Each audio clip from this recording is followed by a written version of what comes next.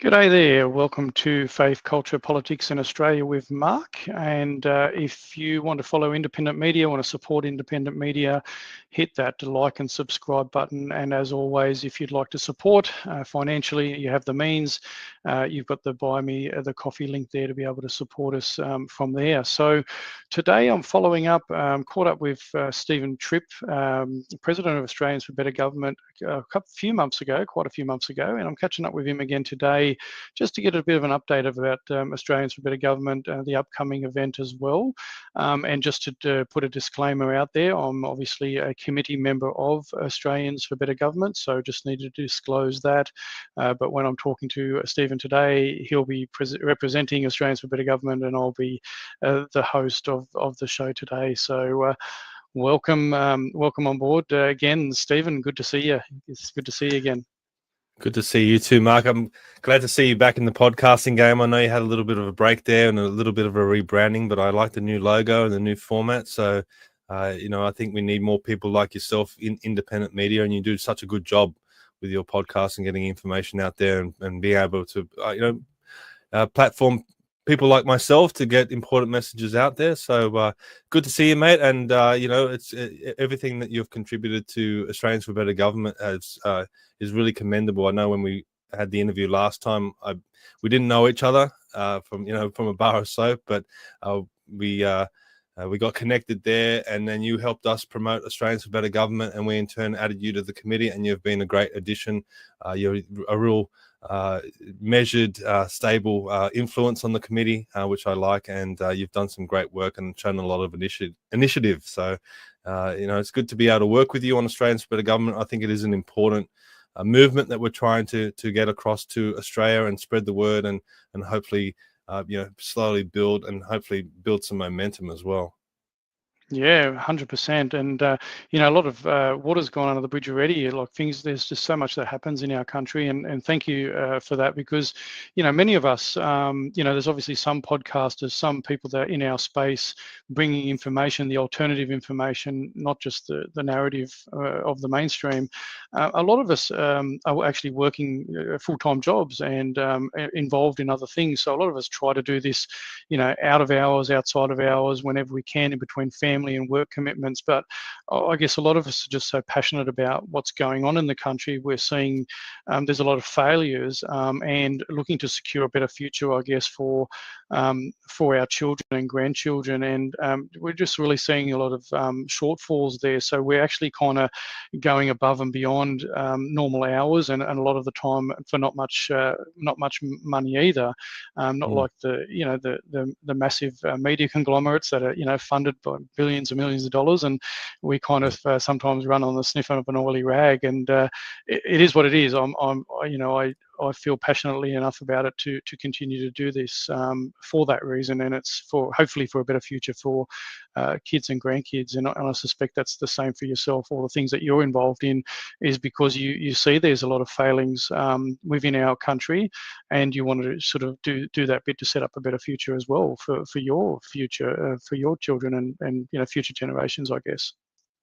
That's exactly what it is. I mean, there's moments where I'm just so busy and under the pump. I've got, so many rods in different fires, and you just think to yourself, I mean, is it all worth it? Like, I could be sitting on the beach, spending more time with my kids. I mean, that's a sacrifice that I have to make to hopefully give them a better future. But that's what it comes down to for me. I mean, in those, I guess, solitary moments where you're considering it all, I go back to the future for my children. Like, what does that look like? And at the moment, it doesn't look too good.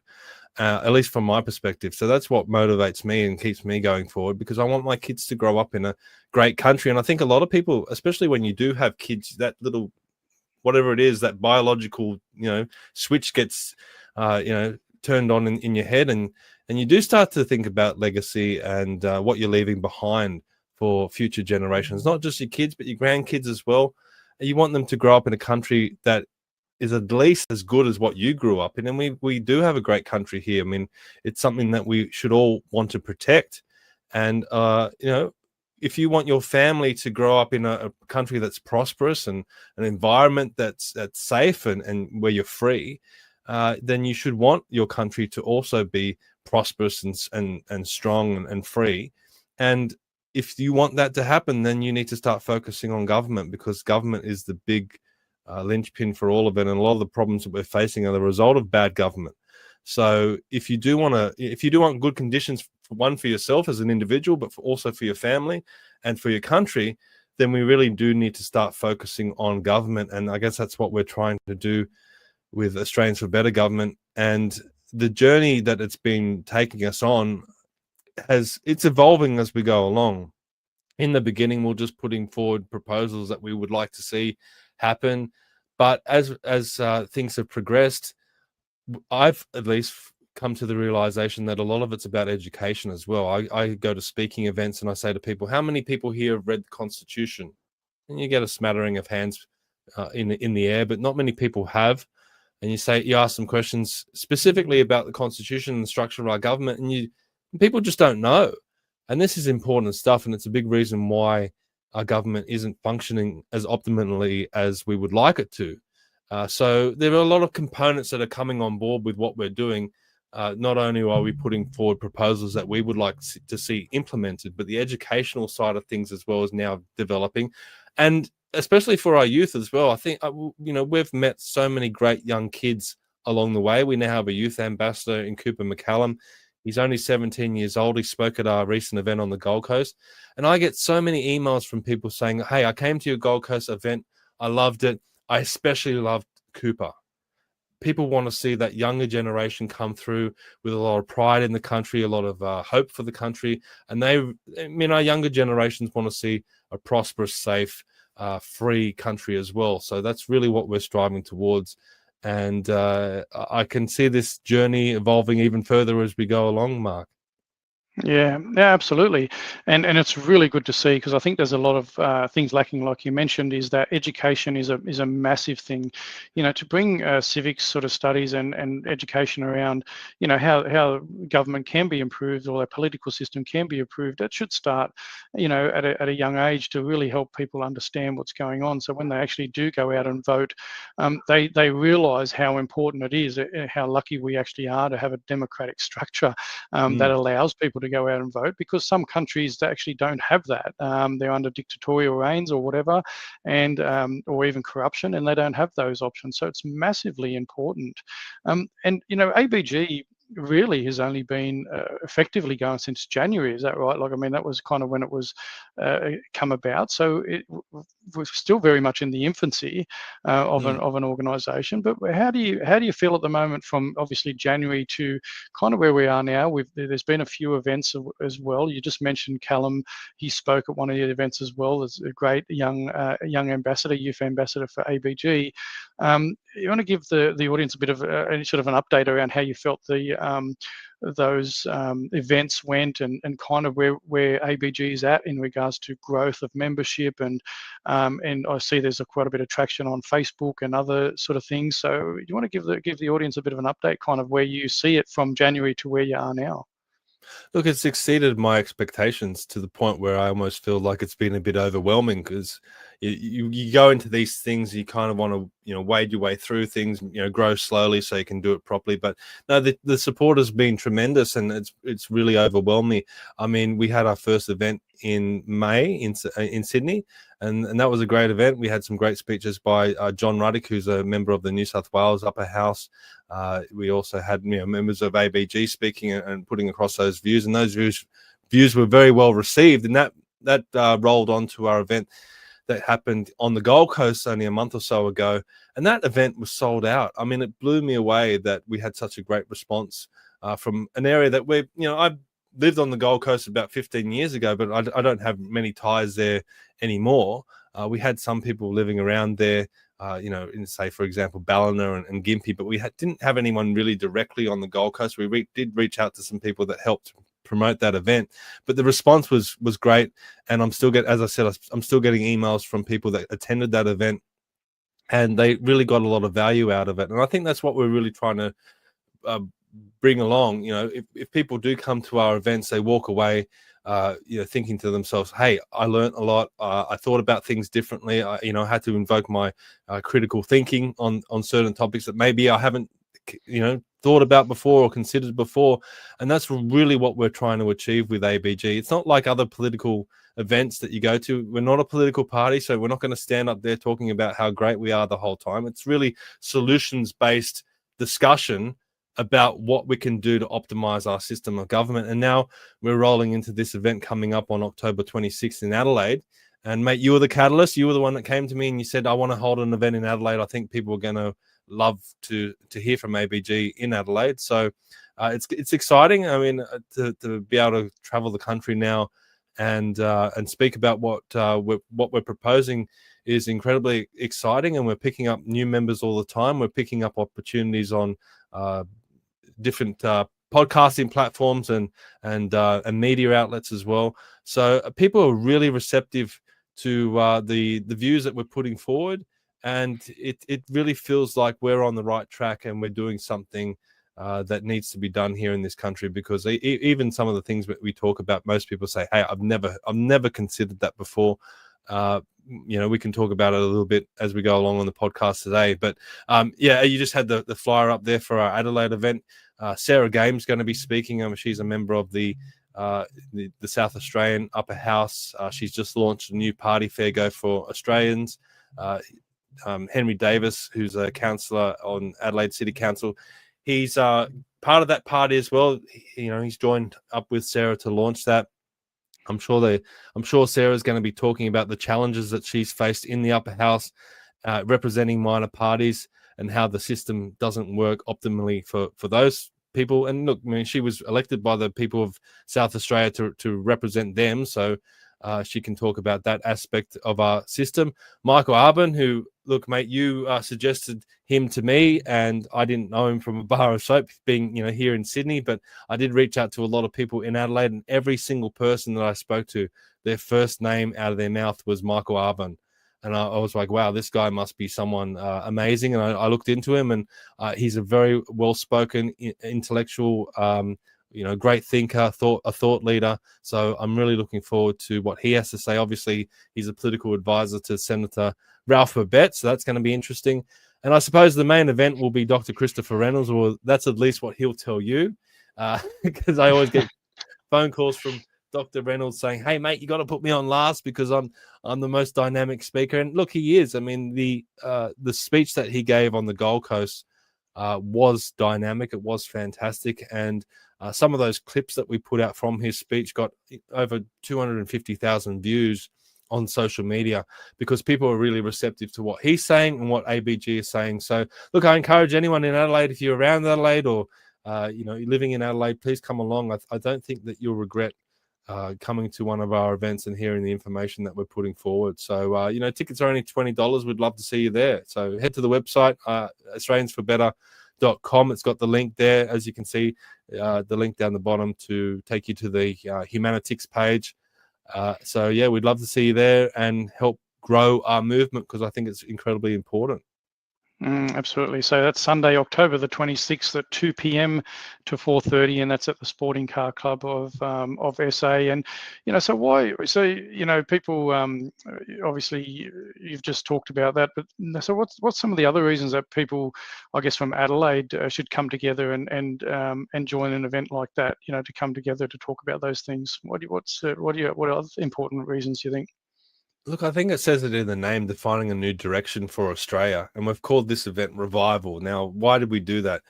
I always try and give it a catchy name to get people interested. But when we secured the Sporting Car Club, and they've got a lot of old Australian cars that we used to race cars in this country. We used to manufacture cars in this country.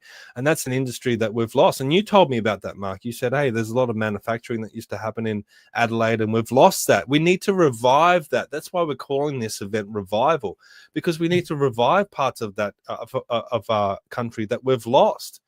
Why don't we produce cars anymore in this country? Why has so much of our manufacturing moved offshore? And look, I mean, there's economic things that are involved in that. Obviously, wages are cheaper overseas, but it's got a lot to do with the direction of our government. We need to start reviving some of these things in the best way that we can. So that's what I would really encourage people to think about when considering coming to one of our events, as I said, we're solutions based. Okay, if we really want to define a new direction for this country, then these events that we put on is really the start of it. I mean, it's like when they were talking about federation back in the late 1800s. I mean, they held conventions right around the country where they discussed what a federation might look like, what a constitution might look like, the direction that they wanted to take the country in. And that's really what we're trying to achieve with Australians for Better Government as well. What direction do we want to take Australia? And that, you know, a lot of that rests on the system of government that we have, and how effective that government is. And there's plenty of changes that we can make to our system that need to be considered and need to be talked about, and that's exactly what we're trying to do with these events. So yeah, if you're a bit disillusioned with politics and you're one of those disaffected people out there that you feel that no one's really representing you, you know, I did say we're not a political party, but we can definitely have a lot of thought-provoking discussions to hopefully you know, with more and more members and more people getting on board with us, really put pressure on the politicians that are in there to drive some of the changes that we're advocating for.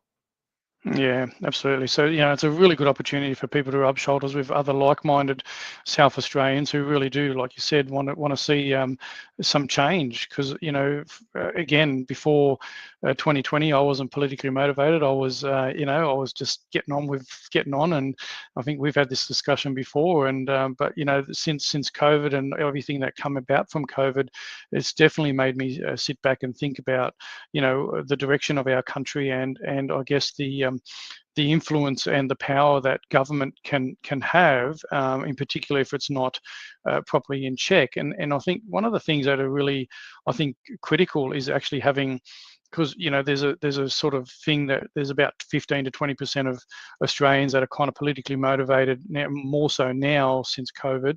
People are there and they're frustrated because they really have lost the voice. They've tried to talk out about things and they haven't had that voice. But unfortunately, there's still about 80% of people that just, you know, for whatever reason, are kind of not interested in politics or just too busy with life and just, you know, captured, and they're just not or apathetic to it. And I guess this is where we need to change, because unfortunately what happens is we're going to continue to vote in, if apathetic voters aren't really aware of what's going on, we'll continue to vote in the same politicians and the same government, the exact same governments that are putting in terrible policies, which, you know, drag our country further into debt, you know, help, you know, sign us up to international agreements where global, you know, corporations and think tanks and so forth have sway over the way that, you know, legislation's put forward and passed. And, you know, if the more Australians are aware to that kind of input, then the more pushback can be, you know, enacted upon, you know, politicians that might be thinking, well, you know, this is the right way. What can go wrong with having international players dictate how, you know, we function here in our country? So part of that is really just awakening the unawakened, I guess, as well, with information that we're sharing. You kind of have a bit of a, you know, a thought on that?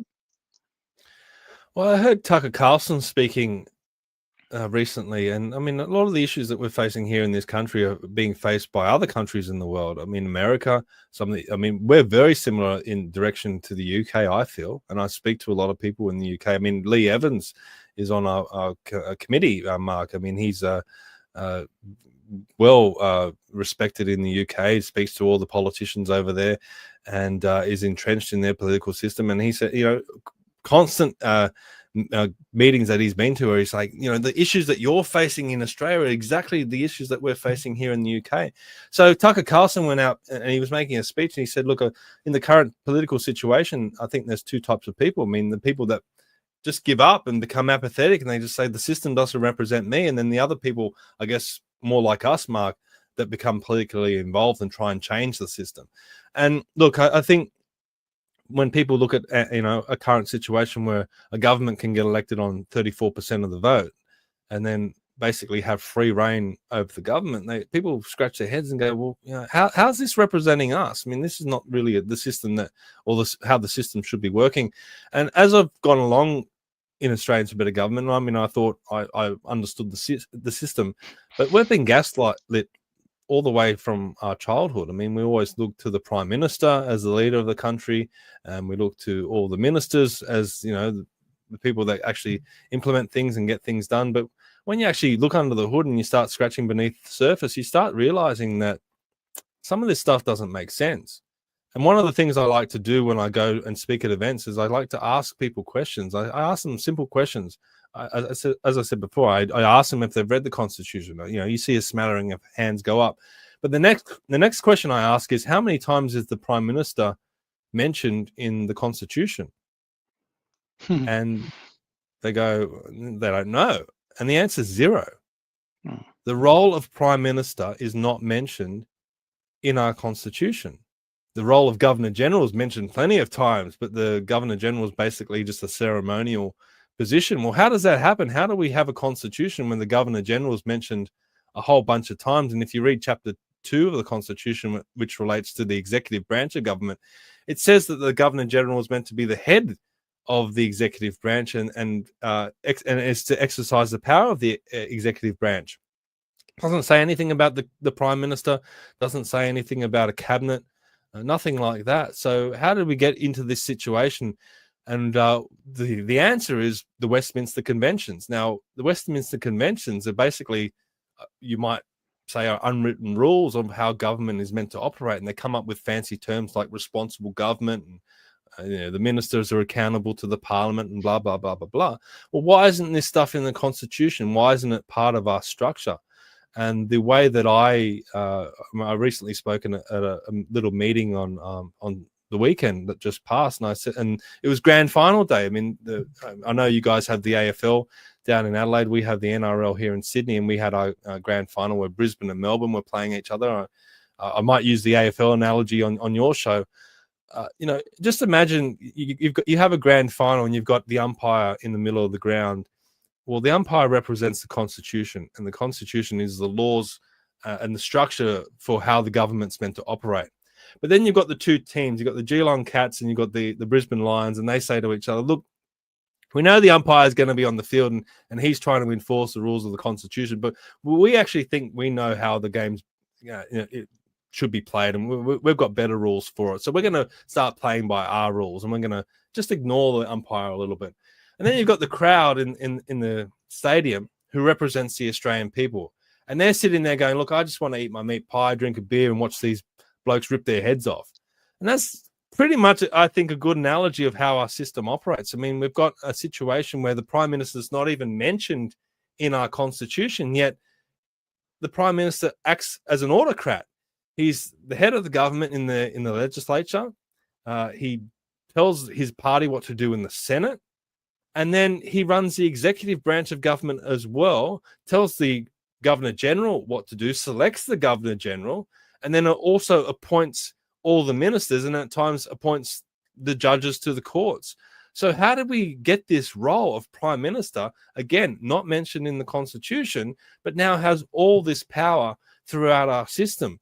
And this is the sort of stuff that people, they've been gaslit. They don't question this stuff. They just accept it as this is the way it is. We have a Prime Minister, and that's the system.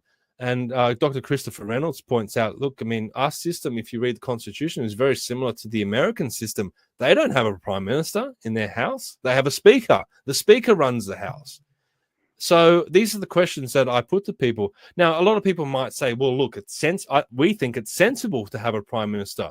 And we think it's sensible to have a Prime Minister sitting in the legislature, in the Parliament, running the government. Okay, well, let's put that to the Australian people. Maybe let's have a referendum to establish the role of Prime Minister in our Constitution. If we're serious about being a country, and if we're serious about governing ourselves, and if we're serious about having a Constitution that works, maybe we should put that in the Constitution. But I think we need to make the arguments as to why having a Prime Minister would be advantageous, and why it's so dangerous to have a Prime Minister that's stretched out across the different branches of government. And I think a lot of people might be scratching their heads going, what was he talking about, branches of government?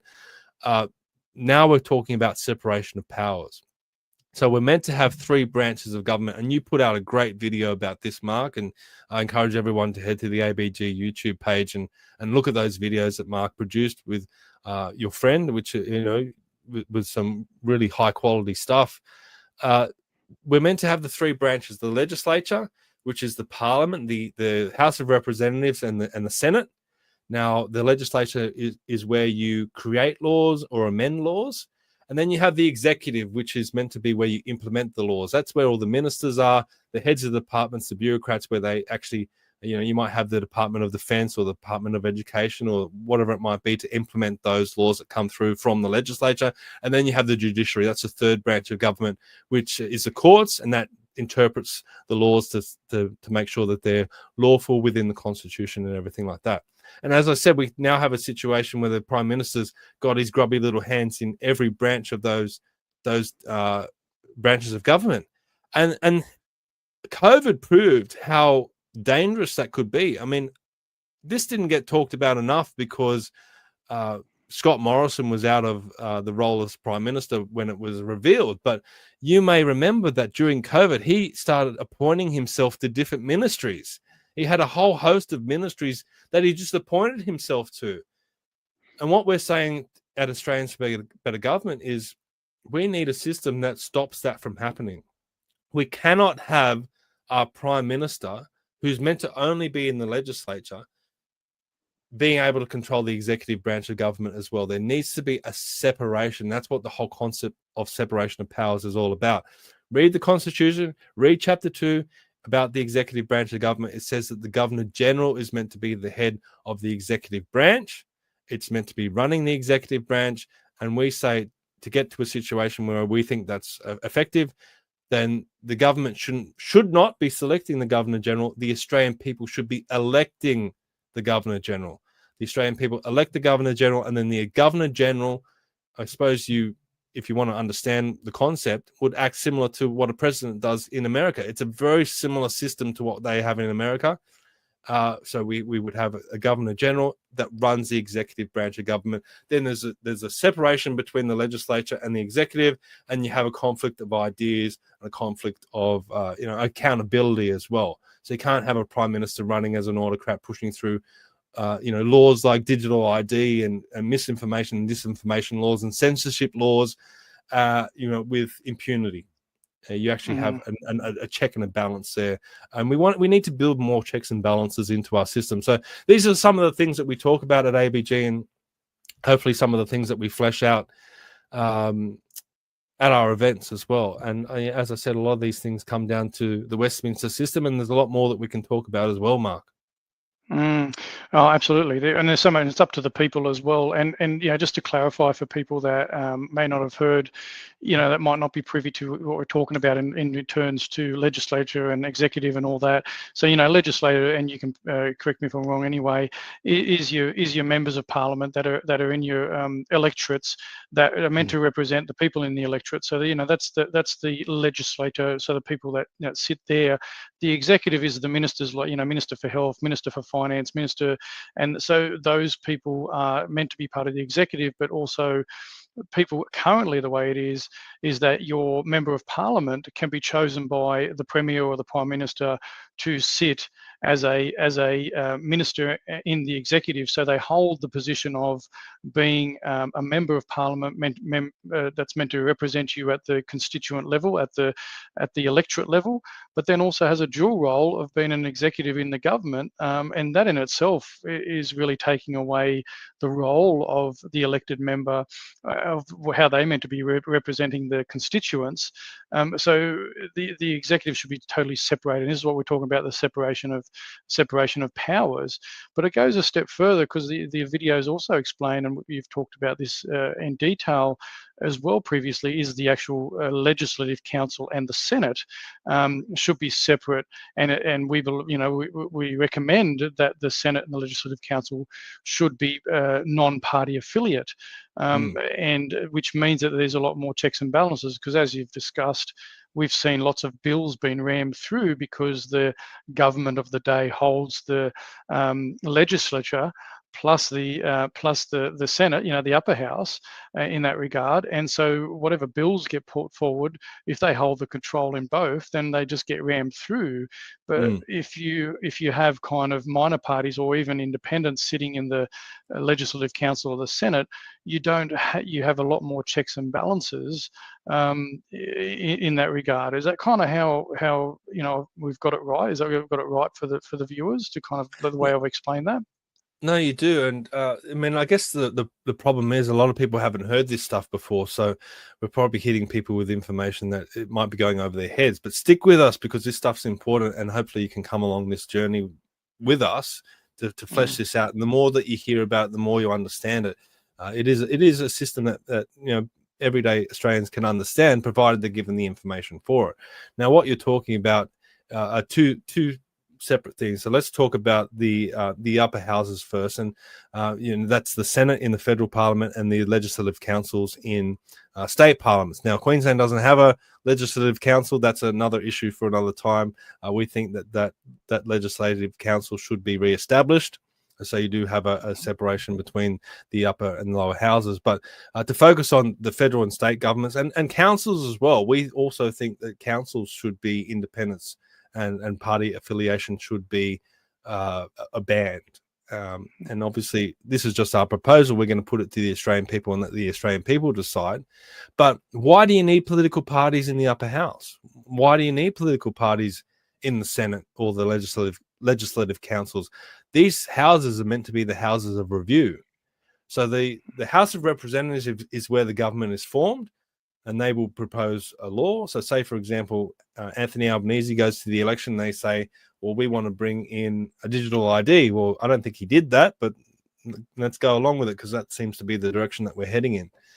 Or they want to ban under 16s from using social media. Okay, so they put that law through the lower house. The situation at the moment is that you have a lot of Labor people that have been elected in the Senate. So Anthony Albanese just says to them, hey, you need to vote along these lines. You might have a different view, a personal view that's against it, but because you're part of a party, you have to vote as one block. Now, we say that is not how the House of Review is meant to operate. Senators and MLCs in the state parliament should be judging the bills that come through from the House of Representatives on the merits of those bills, not based on their party affiliation. And it goes both, the door swings both ways as well. You might have a minor party person sitting in the upper house. Like a good example was Ralph Bett recently put through an amendment to push for free speech to be enshrined in the Australian Constitution. Basically, let's put a referendum to the people, allow the Australian people to decide whether free speech should be enshrined in the Constitution. And that got blocked because purely and simply, they don't like the United Australia Party. They don't like the party that Ralph Bett represents. Now, if the Senate was all independents and you ban political affiliation, there might be some people that may be on the left side of politics, maybe on the Labor side of politics. They might go, well, that's a fair proposal. I'm going to support that. They don't have the pressure of their party looming over them to say to them, hey, you have to vote along these lines. So we think that's a more optimal system of our government's functioning, where we just ask a simple question: why do we need political parties in the upper houses? I don't think we do, and we want to make that case to the Australian people. And I think that question should be put to the Australian people in a referendum, where we say, do you want political parties in the upper house or not? And I think most people, once those arguments are put to them, would make the sensible decision of saying, no, we want the upper house to be all independent so people can vote based on the merits of that legislation. Now, the other issue that you talked about were how ministers get selected. And I was picking on the Westminster system before. Now I'm going to actually pick on the Constitution, because there's one line in our Constitution that completely wrecks our system of government, and that's in section 64. It's the ministers to sit in Parliament line. And what that line says is that ministers are to be selected from the House of Representatives or the Senate. Now, how can you have a separation of powers where you have the executive branch of government where the ministers are meant to be, and you're having to select those ministers out of the suboptimal lot that are sitting in the legislature? Now, I say suboptimal because a lot of these people that are getting elected to our parliaments have no experience in the private sector or the real world. Take someone like Richard Marles, who is our current defense minister. The bloke joined the Union Club in his first week of university. If you look at his progression throughout his career, he's basically been a union hack the whole way through. He had no experience in the private sector before getting elected to Parliament in 2007. So what does he know about the pressures that the Australian people are under? How does he know what it's like to operate a small business, or have to pay payroll tax, or things like that, or to operate under the government pressures of regulations and red tape and green tape and whatever that comes along? Now he's Minister for Defence. I mean, John Ruddock said at one of our recent events in Sydney, the bloke probably doesn't even know how to fire a gun. What does he know about defence? I mean, has he had any experience in defence prior to being in Parliament? And the answer is no, he hasn't.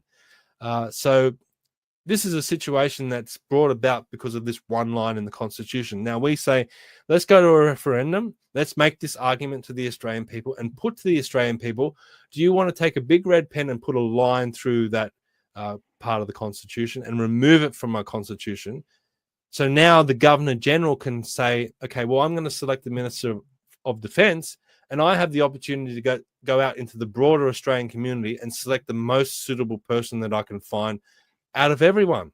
So he can go into defence, someone that's been in the Defence Forces their whole life, like someone like Peter Cosgrove, who was the son of a soldier, trained at Duntroon, fought in Vietnam, led Interfet when we went into East Timor, has been a general, has been the head of the army, has been, he's done it all, right? That would be a suitable candidate for someone who should be Minister of Defence. Now, he might say, look, I'm too old, I don't want to do it. It's just an example of the quality that we could have heading that department. And you can go through the whole government and the whole ministry at the moment. I mean, Chris Bowen, he was elected to council, I think it was 1995 off the top of my head. The bloke's been in council and then in federal politics the whole way through. What would he know about the energy sector? He hasn't worked in the energy sector. He's not a climate scientist, but now he's the climate change and energy minister, and he's responsible for this rollout of net zero. And what experience does he have in this sector? He goes and makes these videos where he acts like an expert and he knows what he's talking about. How could he possibly know what he's talking about? The Governor-General should have the opportunity to go into the energy sector, select a suitable candidate, maybe a former electrical engineer or someone like that, to now be the minister of that department. And also finance. I mean, Katie Gallagher is finance minister now. What does she know about the finance sector? She was elected to the ACT Parliament. She worked as she worked in the public sector. I mean, she has no experience of finance. I mean, these are the people that are heading our departments down in Canberra, heading ministries. I mean, and people say that the whole country is run by bureaucrats. Well, it has to be, because what do these parliamentarians know anything about the departments that they're running? So we say remove that line from the Constitution and allow the Governor-General to now go out into the broader Australian community and select people that are qualified in those departments to head those departments. Again, very similar to what they do in the United States of America, where they might look at someone and say, well, you have experience in that field. You're not a member of the Parliament or the Congress, but we think that you would be a suitable person to head that department, to be the minister. And then the Governor-General or the President, in the case of the United States, nominates that person to the Senate to be rubber stamped and checked off to make sure it's a suitable person. And then we move ahead. That's a proposal that we're putting forward that we think will optimize our system of government. And this is the sort of stuff that we're all about.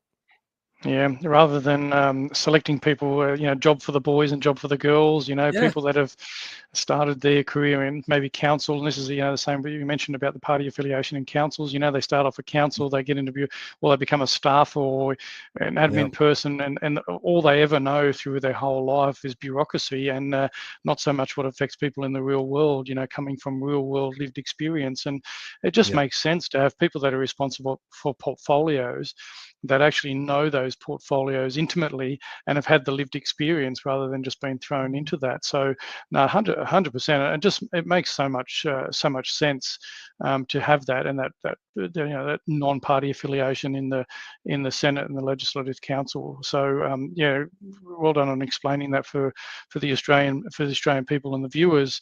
And you did mention about Ralph Babet, recommending about coming to a referendum. But we often also talk about the idea that Australians should have the opportunity to go to citizen-initiated referendums, and they should have more say in regards to if someone's not performing. We should, as voters, have the opportunity to be able to oust someone that isn't performing to the standard as what we're electing them for. So, and all these sort of things tend not to be discussed in mainstream media or mainstream political sort of conversations. But the power does absolutely belong with the people, but they've almost made it flip on its head and made people think that the government is big daddy and big mummy, and they know what, and unfortunately the cause of that is that people have allowed that to happen. They go, well, we don't want to think about this, it's all too hard, so we're just going to get government to make the decisions for us. And for people, free thinkers or critical thinkers or people that value their freedoms and liberties, that's an absolute the destruction of those freedoms and liberties.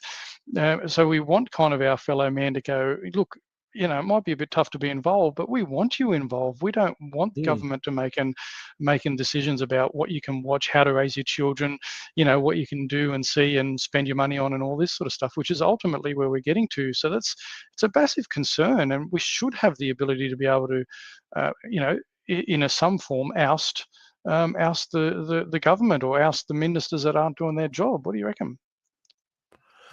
Look, I mean, as I said in the beginning, if you want a country where you're individually free, individually prosperous, individually, able to, live your life how you want it to live, same thing for your family and same thing for your country, then you need to start getting active in government, at least paying attention to politics and government. I know people might cringe when they hear that, but people need to get more involved.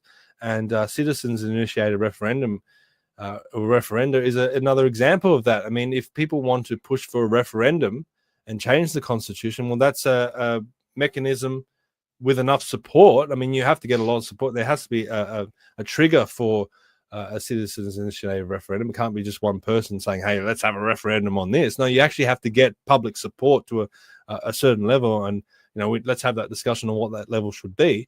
But I think that's a mechanism that we should have in our system. I mean, it's worked in other countries overseas. Let's look to those examples. Let's look where it's worked. Let's look to where it hasn't worked, for example, and let's discuss that, and then let's put that to the Australian people. If we rely on our politicians to drive change in this country, nothing will ever happen. Look, I mean, let's go back to when the Constitution was written. I think it was Dr. Christopher Reynolds that said this. They wrote the Constitution. They went to a referendum around all the different states in the country to see if the people wanted that constitution. They voted for it. But then the politicians never read it. They just automatically went back to the Westminster system and went on their merry way. And no one has really come along since that has tried to hold them accountable. And that's exactly what we're trying to do with ABG. Let's start looking at this stuff.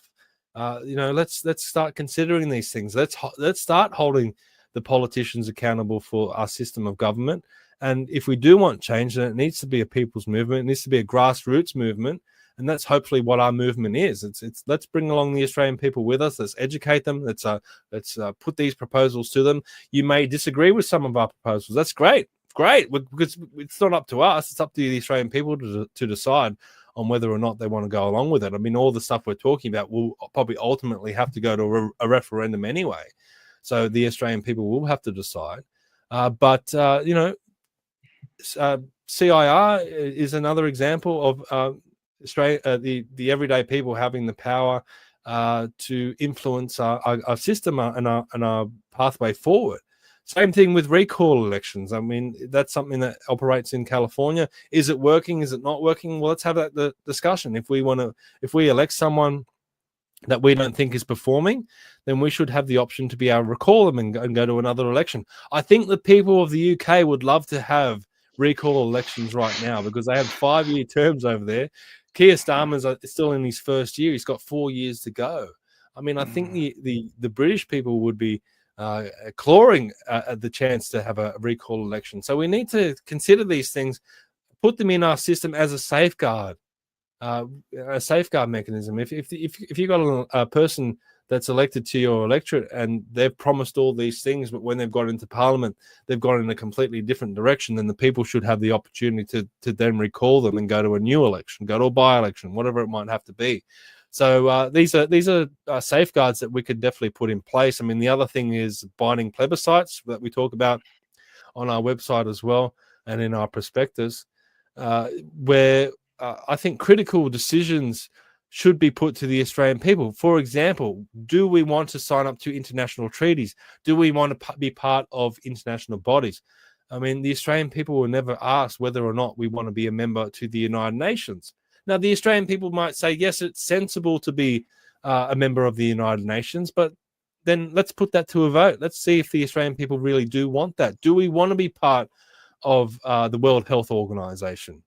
Let's put that to a plebiscite. Let's see if people want that. Do we want to sign up to a free trade agreement with Korea or the United States or China or Japan or wherever it might be? Again, let's put that plebiscite to the Australian people. The same thing with raising the debt ceiling. At the moment, the government can spend as much money as it wants, and it never asks the Australian people how much the debt ceiling should be. That's never put to us at an election. And basically, the situation right now, you've got both parties, the Liberal Party and then the Nationals on one side and Labor and the Greens on the other, that just want to spend as much money as they want. There's no effort to bring down the debt or to get us back into surplus.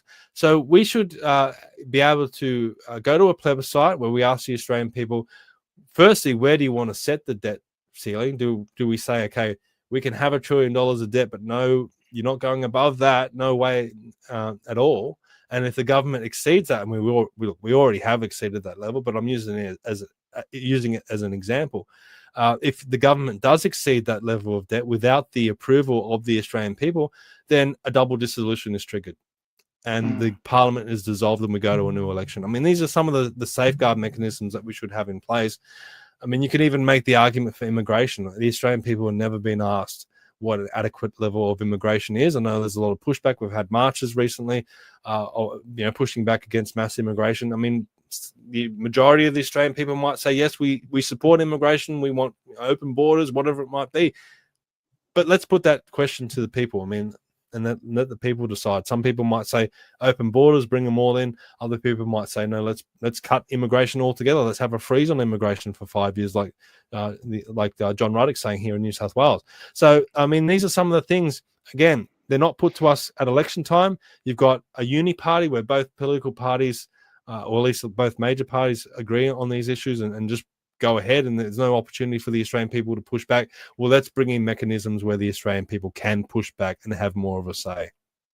Yeah, absolutely. And you mentioned about the UK and wanting to probably oust Keir Starmer at the moment, but I know that there's a petition going around at the moment, even in Australia, about a lack of confidence in the Prime Minister, and it's reached over 100,000 signatures already as well, and I think that's still got a few days to go. So there's a lot of Australians that are actually unhappy with the way the current government, and even though the elections only happened recently, but there's a lot of because they make all these promises, but then full steam ahead into some policies that actually people are realizing are not for the benefit of the nation, and I guess, and not just wanting to go too far away from what we're talking about with ABG and the mission, but you really made a valid point about the frustration of Australians and attending those rallies and that.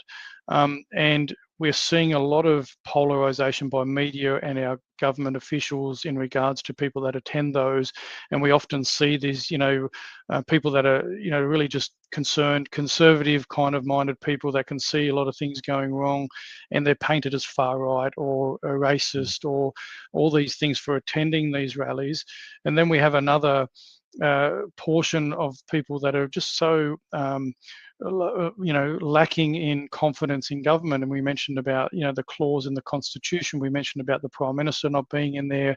And there's an element in our society that's obviously so frustrated with government and feel their voice has been taken away from them over 5 years, that they actually do have anti-government sentiment and anti-government rhetoric in their conversations. But what the unfortunate thing I'm seeing and the dangerous thing I'm seeing is that media and our current politicians are painting these people with a label, and it's generally painted as sovereign citizen, and to make them out to be this real, and they've used a couple of examples of people, and obviously there's a lot behind the scenes of that, but they're lumping hundreds of thousands of Australians who are genuinely concerned about the lack of accountability and transparency in government, and lumping them all in the same boat. So they use these labels to make the rest of Australians that are just getting their news from the mainstream media look to be conspiracy theorists, whether you be an anti-vaxxer or whether you be a sovereign citizen or whatever.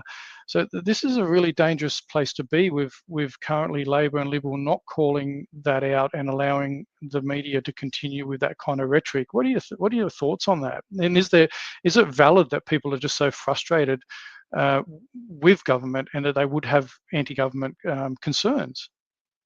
Look, I think it's happening right across the spectrum. I mean, there's people on the left side of politics that are incredibly frustrated as well. I mean, they go out and protest all the time. And I mean, that's a function of our society should be able to peacefully assemble and let your views be known. I mean, that's part of the political process as well, as long as you do it peacefully and you're not causing any trouble or creating any damage. So, look, I mean, Australians for Better Government are non-partisan. Now, myself, Steven Tripp, I lean towards the right, and I don't think that's a secret. But hopefully there's sensible people in the Labor Party and there's sensible people in the Greens and sensible people in the Teals and whatever your political affiliation might be, who are listening to our proposals and saying, look, I might not agree with you on policy, but when it comes to government structure, I think you're making a valid point. And I think we need to bring people across the political spectrum with us. I mean, after all, we are one country, and we are wanting everyone represented, whether we agree with them or not. Everyone should be represented in government, and government should work for them. We shouldn't be just painting a certain group of people as crazy people and nutters, and they should be kicked out of society and cast aside. That's not how our system's meant to be. Now you're moving to a more authoritarian, socialist, communist sort of system where, those systems are great if you want to live within the utopia. But if you don't want to live within the utopia, well, how do you fit into those societies? Then suddenly you end up in a re-education camp, or you end up in a workers' camp or something like that. And this is what happens in those sorts of countries that operate that way, because you have this singular view that's put forward by the government on how you should live. And if you step outside that, then suddenly you're punished. And I don't think that's the way that's definitely not the direction that we should go in this country. I mean, we're seeing that already in the UK, where people are putting Facebook posts out and suddenly they're getting arrested and put in jail. I mean, we're meant to put free speech on a pedestal in our countries. I mean, we always thought that it was protected. We're sadly finding out that it's not. So I think we need to get back to first principles of what kind of society we want to live in. I think we want a free society. We want a society where people are allowed to express their views, even if they are expressing views that are offensive to people. I mean, I think it's up to the everyday adult and everyday Australian out there to make their own discernment on whether those views are acceptable or not. And if you do have someone that's expressing views that you don't agree with, then just don't pay attention to them. Ostracize them if you have to. I mean, just give them no oxygen at all. But unfortunately, if we want to live in a free society, then those people should be allowed to express their views, as long as they're not calling for, killing people or anything like that. I think that should be I don't think that's acceptable. But then again, I'm also a free speech absolutist. I mean, how can you have free speech if you start drawing lines of where you shouldn't be crossing? So look, I mean, this is a slippery slope that we're going down. And I suppose that's why countries like America have it enshrined in their constitutions. They have a Bill of Rights and they say, well, look, this is a line you just cannot pass, because it does become a slippery slope. Who decides what's misinformation? Who decides what's disinformation? Who decides what's acceptable free speech? Who decides what's not acceptable free speech? And I don't think you can without having an authoritarian system. So, look, I think people are entitled to express their views as long as they're not hurting anyone, or as long as they're not out there protesting and causing damage. We don't want to see people firebombing or anything like that.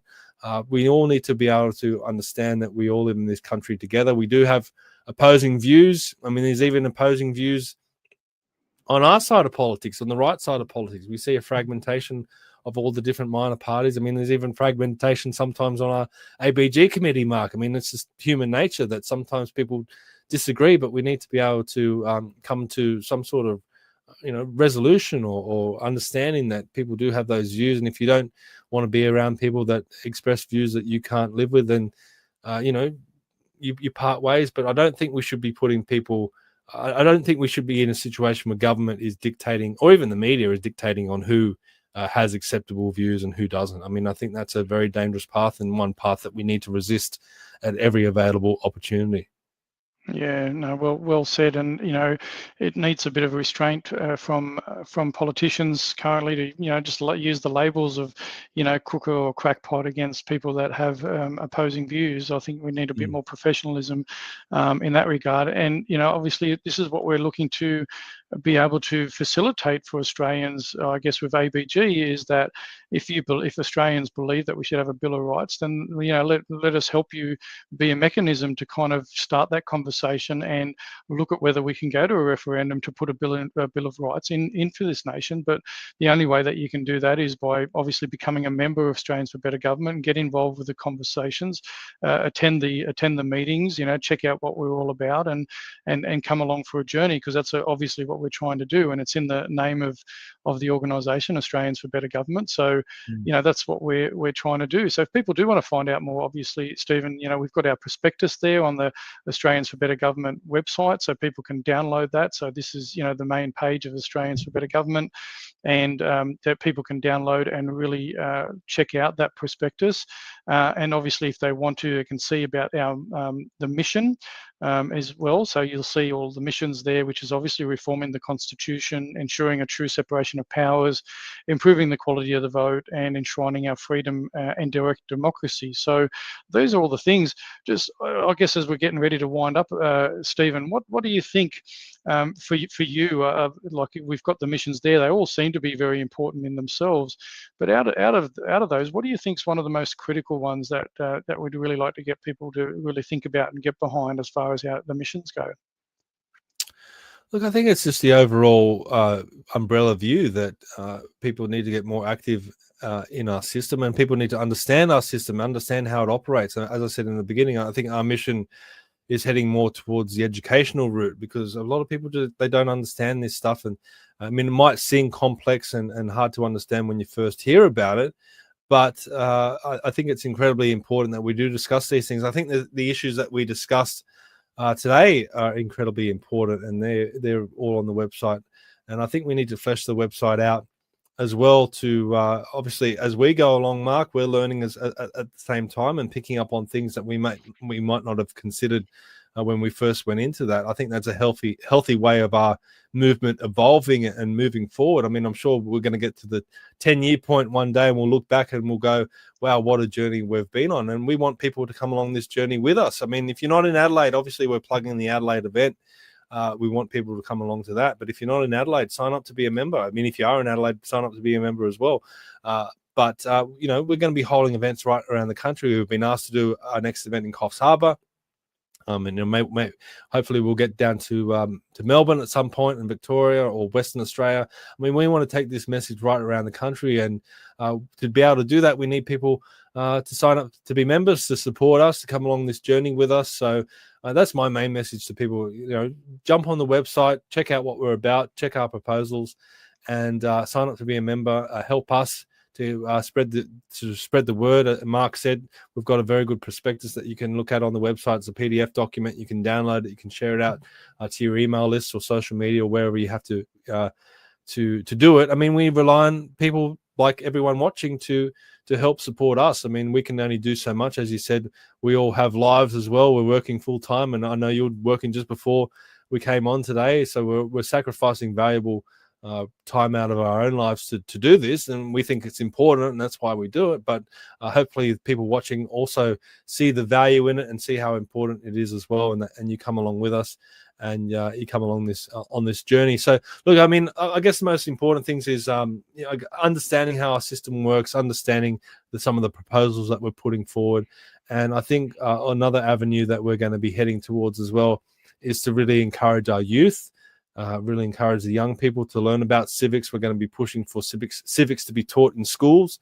We've got some ideas about that, very exciting ideas with that. Hopefully we can flesh those out. I mean, they're very time consuming to try and set them up, so it is going to take us some time to get there, but hopefully we can get there in the new year and really push forward with that. But I also think that we need to address our culture here in this country. I think we need to protect our view of ourselves, and I think that's being demonized a lot. We're told that we should be guilty, for being who we are, and I don't think that's right. I think we should be very proud of being Australian and being able to live in this country and to celebrate what's occurred in this country over the last few hundred years. I mean, a great civilization has been built on the back of a lot of hard work and sacrifice, and that's never talked about. So I think that's another aspect of Australians for Better Government that needs to be talked about. Why do we need a good system of government? I mean, what is it all about? And as I said in the beginning, if you want to live in a country where you as an individual can prosper and be free and be safe, as well as your family, I mean, you need a strong country, and to have a strong country, you need a strong government. And that's what we're all about. So, I mean, we do have a lot of messages. It's hard to kind of put them in one tight little, grab that can get out there. But we do face a lot of complex issues.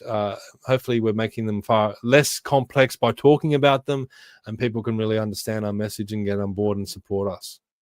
Yeah, no, great stuff. And obviously, people, if you want to get involved, if you like what you've heard and jump on board, then obviously you can look at being a member. But if you're in South Australia, obviously you can come and join us. You can meet Steven Tripp in person. I'll be there, and obviously that'll be it's $20 for the ticket. It's not going to break the bank. I know it is a bit tough out there, but $20 should be manageable. And that's Sunday, October the 26th here, only a few weeks away from 2 o'clock to 4:30 at the Sporting Car Club of SA. Some great speakers, and not just an opportunity to hear the speakers, which are great obviously as well, but it's for like-minded South Australians to come together and really get to know each other, and that they share the same sort of views and values, and want to promote obviously improving all those things that we've talked about in our mission in regards to Australians for Better Government, and an opportunity to move forward. So now, good on you. Thanks again for the time spent today, Stephen. I know that you and I are both busy, as we mentioned, with other stuff, but it's always good to catch up and get the message out there for our fellow Australians, and in particular South Australians, obviously, who I represent and are speaking into as well. So good on you, mate, and thank you very much again.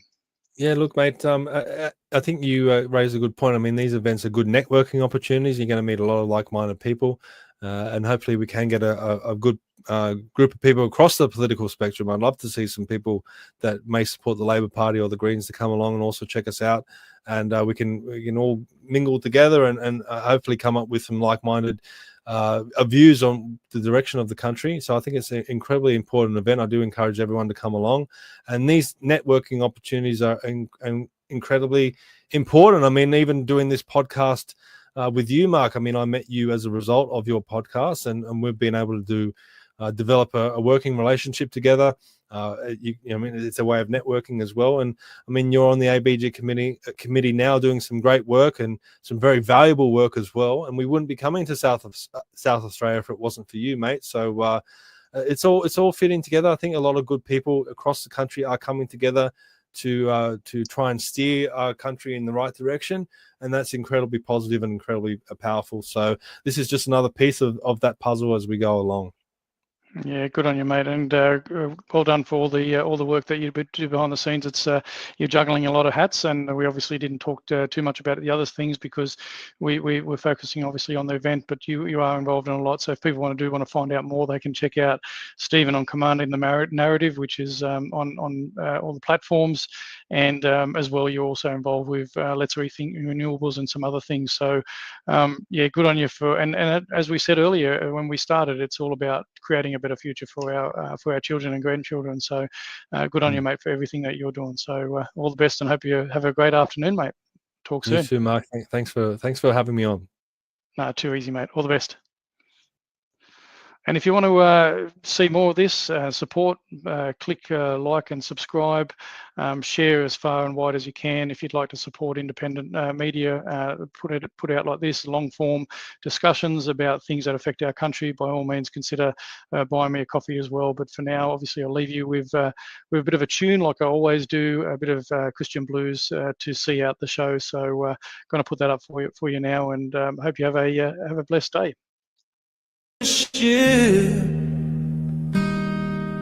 The sea was wide. Disciples with Jesus on the other side. But the winds grew fierce and the waves rose high. The boat was tossed beneath the blackened sky. Lord, we perish, they cried aloud, as lightning danced and thunder growled. But Jesus slept in perfect peace till he arose and the storm did cease. He stood up strong in that raging tide, said, "Why are ye fearful, O ye of little pride?" He rebuked the winds and spoke to the sea, and all fell silent immediately. The sea was calm, the air turned light, from deepest fear to morning bright. They marveled then with trembling voice, "What manner of man is this choice?" Even the winds and waves obey. When he speaks, night turns to day. No force of nature can withstand the voice of God, the Savior's hand. So when your storm begins to rise, call on the one who calms the skies. He's in the boat, he's near, he's real, and he still whispers, "Peace be still."